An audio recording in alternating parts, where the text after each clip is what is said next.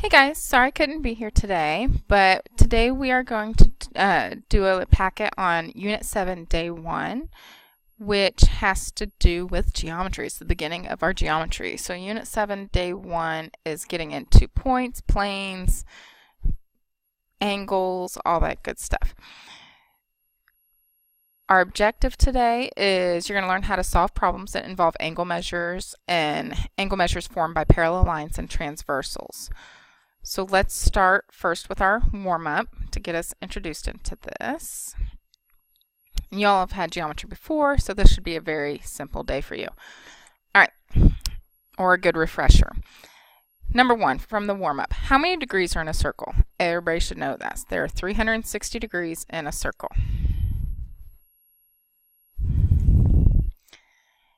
Now down here for number 2, I want you to write the type of angle, either acute, which means less than 90 degrees,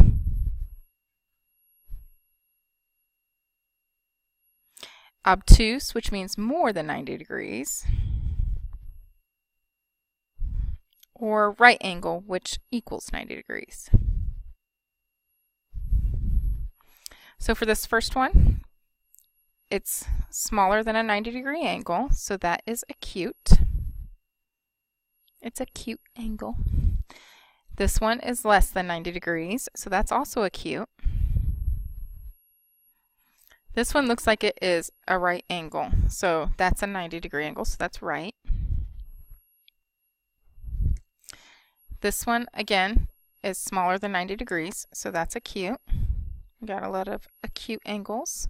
This one also looks less than 90, so acute. And this one is bigger than 90, so that is obtuse.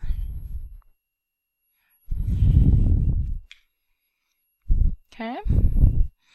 Down here, number 3, it says find the measure of angle DCB.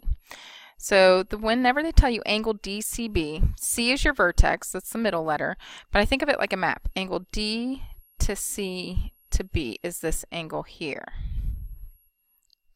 That's the angle they want to know. Now what they did tell you is this little angle over here is 52 degrees. Now what you got to remember from geometry is when you have two angles that make a straight line, that's called a linear pair theorem. And what it means is two angles that make a straight line, when you put them together, add up to be 180. So from here all the way over to here is 180 degrees. So the way we find this angle is we take the 180 degrees minus 52. So 180 minus 52 gives me 128. So the measure of angle DCB equals 128 degrees.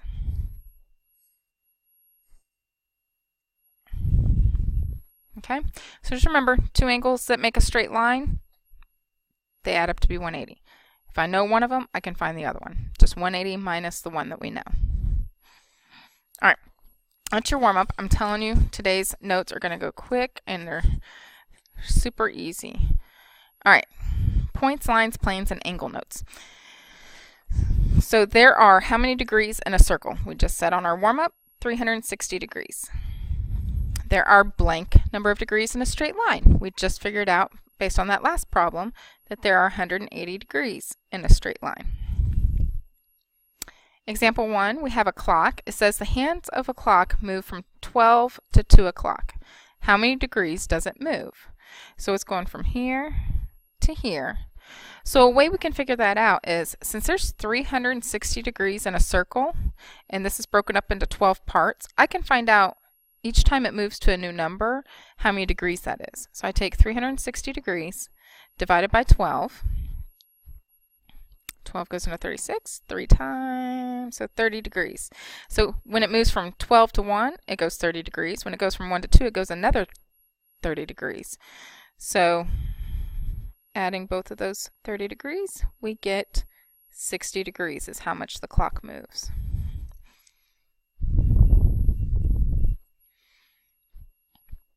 Now, a couple things you might remember or you might not from geometry are two terms here, supplementary angles and complementary angles. And what they do is they add up to equal something. So two angles that are supplementary add up to be 180. and two angles that are complementary add up to equal 90 degrees.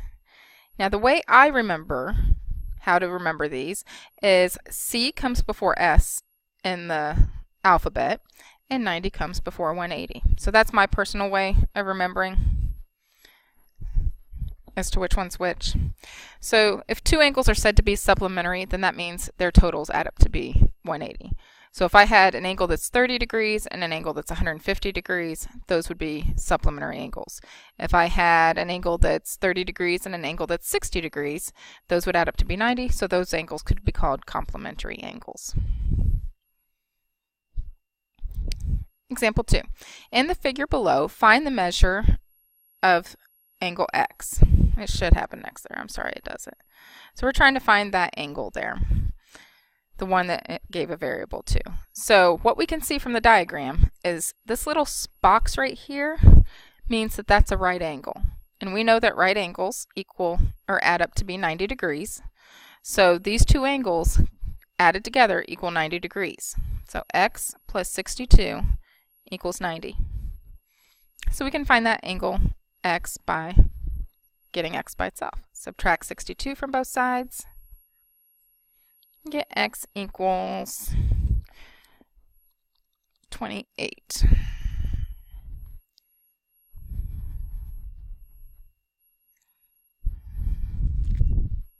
And those two angles would be considered complementary angles because they add up to equal 90 degrees.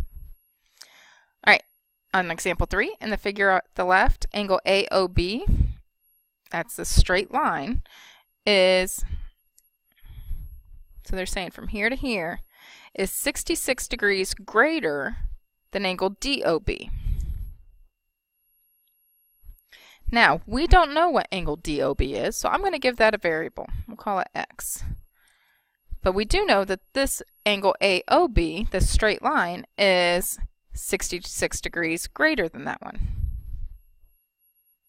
So the way I can call angle AOB is 66 plus X, or X plus 66. They want me to find the measure of each angle. My guess is that I probably meant to make that a D. But we'll go with it. We'll do it how it is. All right. So if this whole angle AOB, and I'm pretty sure I meant for it to be that, we can see it's a straight line. So we can say angle AOB equals 180, because we know it's straight lines. Straight lines add up to be 180. And that 180, we also let angle AOB be represented by 66 plus X. So 66 plus X equals 180. I can get X by itself by subtracting 66 from both sides.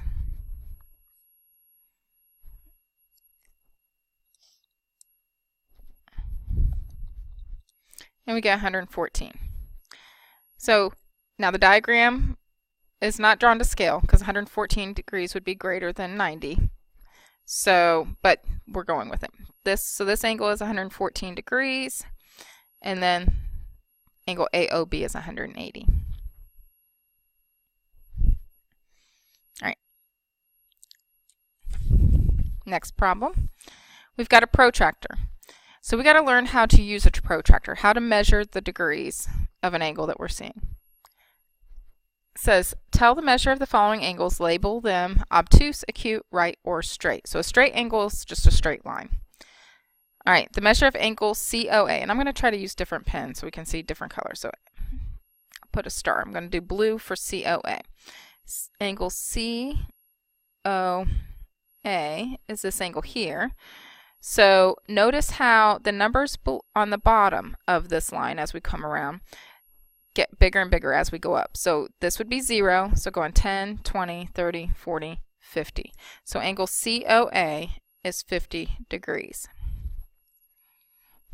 Let me pick a different color. Angle EOC, E to O to C, is this angle here. And now this one didn't start out at 0, so we're going to have to figure out how many degrees it goes from here to here. If you notice, I'm going off of the bottom numbers here. They jump 10 degrees each time. So I could go 10, 20, 30, 40, 50, 60, 70. Or the other way I could have done it was taking the bigger number minus the smaller number. So since I'm using these bottom numbers here, this one's at 50, this one's at 120, I could have done 120 minus 50 and gotten that 70 as well. So either way will get you the correct answer. And then last but not least, the measure of angle FOB. So here's FOB. Sorry, this pen's going out a little bit. So we're going from here to here. All right, so angle FOB, we're doing in purple.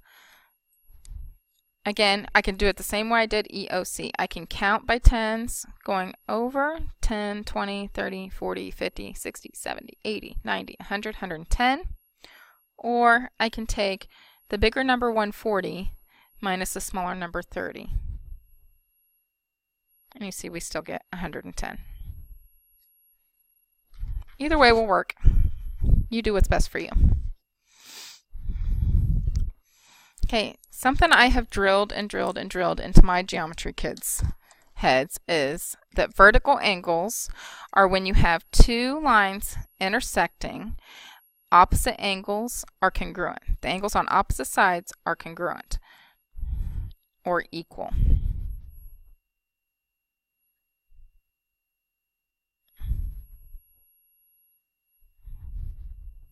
And what vertical angles are is when you have, I'm going to write an explanation out here. When you have two intersecting lines,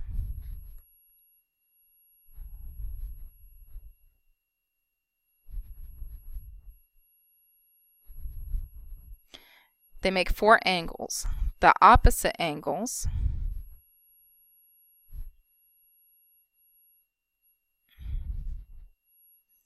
are congruent or equal.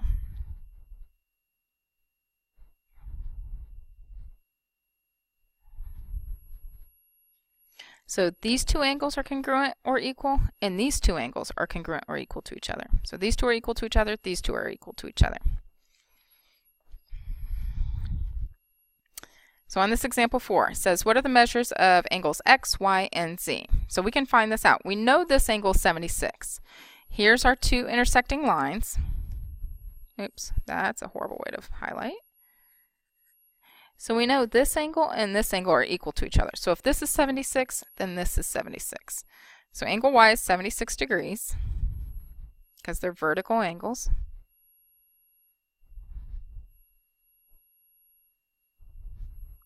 All right, now X and Z, they are equal to each other. So once I find one, I know both of them. But if you notice how this makes a straight line. Well, from here to here, these two angles together make that straight line. So that means they add up to be 180. So I can find this angle X because I know this one. So if this whole thing is 180, I just take 180 minus this 76, and that will get me angle X. And I should get, what, 104? So angle X is 104 degrees, which means angle Z is 140 degrees because they're vertical angles to each other. And same thing here. These two angles make this straight line when you put them together. So they add up to be 180. So 180 minus that 76 gives me this angle of 104. Make sense? All right, next side. Here's the one when we deal with the parallel lines theorem. There's different parts to the parallel lines theorem. One of them is alternate interior angles. So what we're saying is, with parallel lines theorem, you got two parallel lines and then a line intersecting them. I mark my parallel lines with arrows showing those two lines are parallel to each other, and then we just got this transversal line intersecting both. So when we're talking about alternate interior angles, they're equal to each other, and what it means is the alternate means that these two angles are on opposite sides of the transversal line, this intersecting line. So it's on opposite sides of the transversal line, and interior means they're inside the parallel lines. So that's why we're talking here and here. Inside the parallel lines, these are parallel lines, Here's your transversal. They're inside the parallel lines, but they're on opposite sides of that transversal line, and they're equal to each other. So those are alternate interior angles. We also have same side interior. So interior meaning they're on the inside, same side meaning they're on the same side of that transversal line. And what we know is these two angles are supplementary, which means they add up to be 180.